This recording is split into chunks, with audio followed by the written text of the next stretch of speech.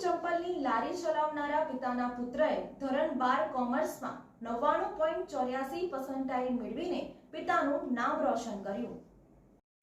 વડોદરાના ગોત્રી વિસ્તારમાં રહેતા અને બૂટ ચંપલની લારી લઈને ગોત્રી તળાવ પાસે ઊભા રહેતા સતીશભાઈ અગ્રવાલના પુત્રે ધોરણ 12 કોમર્સમાં 99.84% મેળવ્યા છે।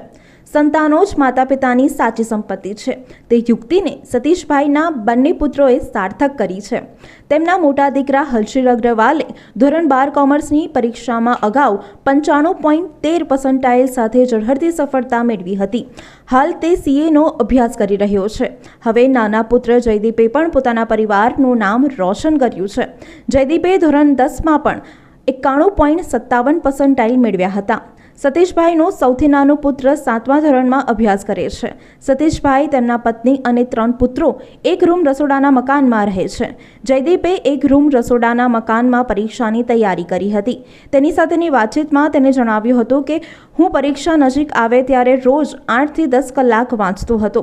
ક્યારેક વાંચવામાં મુશ્કેલી પડતી તો બાજુના મારા રહેતા કાકાના ઘરે જતો રહેતો અને વાંચતો। હું પણ સીએનો જ અભ્યાસ કરવા માંગુ છું। જયદીપના પિતા સતીશભાઈએ કહ્યું હતું કે મારા બંને દીકરાઓના કારણે લોકો મને ઓળખતા થયા છે। તે વાતની મને ખુશી છે અને ઈશ્વરની કૃપા છે કે મારા દીકરાઓ સારું ભણી રહ્યા છે। મેં અને મારા પત્નીએ પહેલેથી જ નક્કી કર્યું હતું કે ગમે તે થાય પણ સંતાનોને અમે સારી રીતે ભણાવીશું।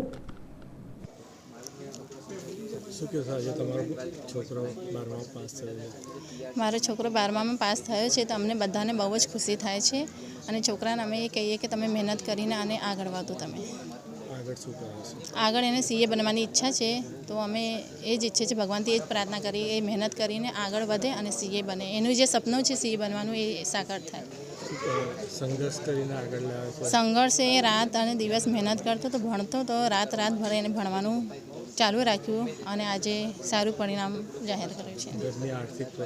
હા, ઘરની આર્થિક પરિસ્થિતિ તો કમજોર છે પણ છોકરાઓ ભણવામાં હોશિયાર છે તો અમે પણ એમને પૂરો સપોર્ટ કરીએ છીએ।